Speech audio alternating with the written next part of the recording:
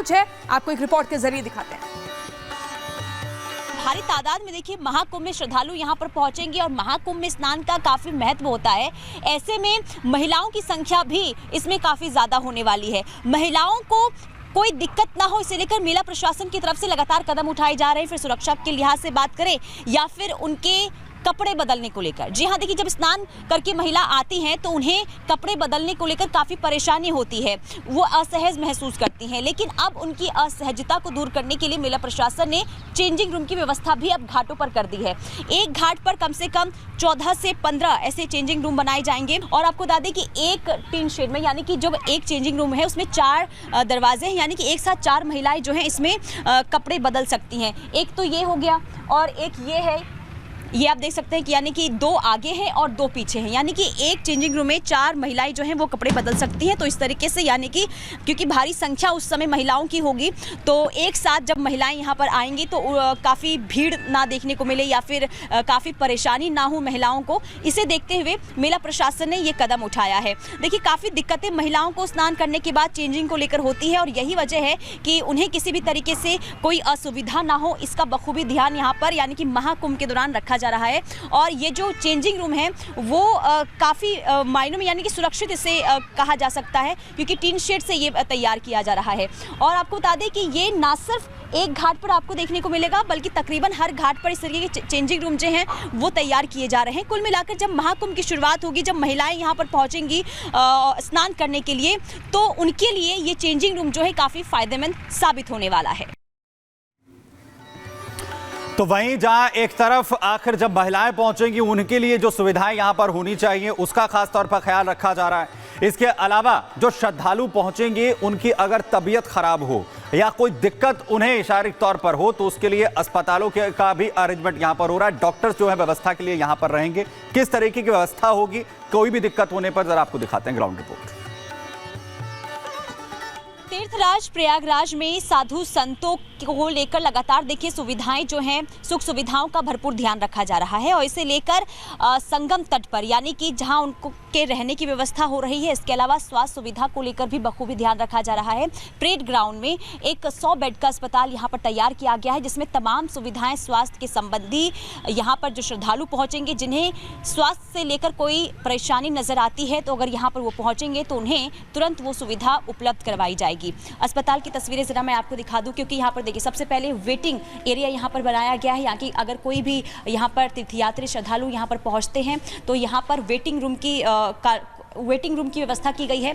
इसके अलावा ओपीडी सेवा भी यहाँ पर मिलने वाली है। आपको बता दें कि देखिए यहाँ पे फिजिशियन ओपीडी तैयार किया गया है। इसके अलावा जनरल ओपीडी की व्यवस्था यहाँ पर रहने वाली है। बाल रोग विशेषज्ञ की यहाँ पर व्यवस्था होगी। इसके अलावा स्त्री एवं प्रसूति रोग विशेषज्ञ, यहाँ पर अलग अलग जो ओपीडी है, ENT ओपीडी यहाँ पर, यानी कि जो बुजुर्ग यहाँ पर पहुँचते हैं, अगर उन्हें किसी भी तरीके से आँख को लेकर कोई परेशानी होती है तो यहाँ पर तुरंत उन्हें उपचार जो है यहाँ मिलने वाली है। इसके अलावा डेंटल ओपीडी, कुल मिलाकर देखिए ओपीडी की व्यवस्था यहाँ पर 24 घंटे मिलने वाली है। इसके अलावा देखिए इमरजेंसी वार्ड की बात करें, यानी कि अगर किसी को कोई इमरजेंसी सेवा चाहिए होगी तो इसे लेकर भी सुविधा जो है यहाँ पर उपलब्ध रहने वाली है। कुल मिलाकर आपको बता दें कि विशेषज्ञ डॉक्टर की टीम यहाँ पर 24 घंटे तैनात रहने वाली है।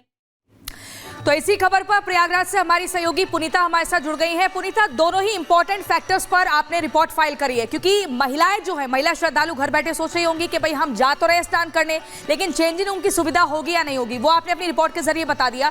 ये भी बताइए कि उन चेंजिंग रूम से क्या कुछ खासियत इस बार सुविधाएं जो है लोगों को मिलने जा रही हैं। दूसरा ये कि अगर किसी की तबीयत बिगड़ती है तो क्या कुछ आधुनिक सुविधा इन अस्पतालों में है जहां पर आप अभी पहुंची थी और बता रही थी कि तुरंत ही उन्हें इलाज मिलेगा।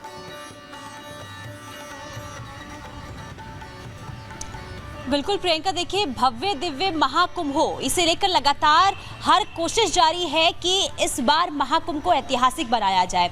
ना सिर्फ श्रद्धालुओं के आने जाने की, ठहरने की व्यवस्था हो रही है, बल्कि सबसे इम्पोर्टेंट ये भी हो जाता है कि इस बार का महाकुंभ स्वस्थ हो। और यही वजह है कि स्वस्थ महाकुंभ बनाने के लिए एक भव्य यहाँ पर अस्पताल का निर्माण किया गया है। अस्थायी ये अस्पताल है और आपको बता दें कि इसमें जो है हर सुविधा यहाँ पर मिलने वाली है, यानी कि जो एक संपूर्ण अस्पताल होता है जिसमें हर एक फैसिलिटीज जो है मरीजों को मिलती है, वही फैसिलिटीज इस अस्पताल में मिलने वाली है। ये अस्पताल मैं आपको एक बार फिर से दिखा दूं, क्योंकि अभी इस पे निर्माण कार्य जो है वो अभी भी चल रहा है। लेकिन सबसे पहले देखिए ओपीडी सेवा यहाँ पर 24 घंटे मिलने वाली है। इसके अलावा वेटिंग एरिया जो है यहाँ पर बनाया गया है। और इसके अलावा आपको बता दें कि इमरजेंसी वार्ड हो, यानी कि अगर इमरजेंसी पेशेंट यहाँ पर आते हैं तो उन्हें तुरंत किस तरीके से सेवाएं प्रदान की जाए, इसे लेकर भी यहाँ पर देखिए इमरजेंसी रूम यहाँ पर बनाई गई है। कुल 100 बेड का ये अस्पताल रहने वाला है। इसके अलावा आपको ये बता दें कि यहाँ पर माइनर ओटी हो या फिर मेजर ओटी हो, इसका भी इंतजाम यहाँ पर किया गया है। यानी कि देखिए एक बड़ा अस्पताल यहाँ पर है, अस्थायी अस्पताल इसे हम कह रहे हैं, लेकिन यहाँ पर तमाम सुविधाएं जो है पेशेंट को वो मिलने वाली है। लेकिन सबसे अहम चीज़ यहाँ पर आईसीयू में आपको दिखा रहा हूँ। देखिए ये आईसीयू है और इस आईसीयू में देखिए जो मशीनरी, जो अत्याधुनिक मशीनरी है वो यहाँ पर उपलब्ध रहेगी। यहाँ पर देखिए जो बेड्स हैं वो यहाँ पर लगाए गए हैं। यहाँ पर आपको बता दें कि एक्सरे मशीन हो, इसके अलावा अल्ट्रासाउंड मशीन हो, तमाम फैसिलिटीज़ जो है इस अस्पताल में मिलने वाली है। यानी कि देखिए भारी तादाद में जब यहाँ पर श्रद्धालु पहुँचेंगे, तीर्थयात्री पहुँचते हैं, तो यकीनन यहाँ पर कहीं ना कहीं स्वास्थ्य संबंधी जो परेशानी होती है वो देखने को मिलती है। और उन्हीं परेशानी को दूर करने के लिए यहाँ पर प्रशासन की तरफ से यहाँ पर व्यापक इंतजाम किए गए हैं, बेड्स यहाँ पर लगाए गए। इसके अलावा सबसे अहम चीज यहाँ पर जो प्रेग्नेंट महिला अगर यहाँ पर आएंगी तो उनके लिए अलग से वार्ड जो है उसकी व्यवस्था की गई है। और इस वार्ड में यानी कि इस अस्पताल में और क्या क्या फैसिलिटीज रहने वाली है, जरा ये भी हम समझ लेते हैं। हमारे साथ सीएमएस मौजूद हैं डॉक्टर मनोज कौशिक जी, उनसे बातचीत कर लेते हैं। सर देखिए भव्य तो अस्पताल की जो व्यवस्था है वो भी महाकुंभ में खास तौर पर यहां पर की गई है। उन लोगों के लिए, उन श्रद्धालुओं के लिए जब वो पहुंचेंगे, उन्हें कोई दिक्कत अगर यहां पर होती है, कोई परेशानी अगर उनके लिए यहां पर होती है, वही मनोज कौशिक जो सीएमएस इनके साथ पुनीता इस वक्त बात करने की कोशिश कर रही थी, रिपब्लिक भारत ने उनसे खास तौर पर बातचीत की। उन्होंने बताया कि व्यवस्थाएं आखिर किस तरीके की रहेंगी, जरा सुनिए। क्या क्या फैसिलिटीज इस अस्पताल में मिलने वाली है, आइए जान लेते हैं। CMS doctor Manoj Kaushik sir हमारे साथ मौजूद हैं। बहुत स्वागत है सबसे पहले रिपब्लिक भारत में आपका। तो ये जो अस्पताल तैयार किया गया है, इसमें क्या क्या सुविधाएं मिलने वाली है, क्योंकि देखिए लगभग तो यहाँ पे मैं देख रही हूँ तैयार हो चुका है, और क्या क्या फैसिलिटीज जरा आप ब्रीफ से अगर हमें बताएंगे। ये 100 बेडेड हॉस्पिटल है जिसमें 2 ब्लॉक हमारे ओपीडी के बने हैं। इसमें सारे तरह की स्पेशलिस्ट की सुविधा की गई है, लमसम सारे डॉक्टरों की तैनाती कर दी गई है। अभी और अगली लिस्ट आनी, जिसमें अगर जो डॉक्टर और भी आएंगे जो शिफ्ट वाइज ड्यूटी लगेगी तो उनको ड्यूटी लगाई गई, सारी फैसिलिटी दी गई है।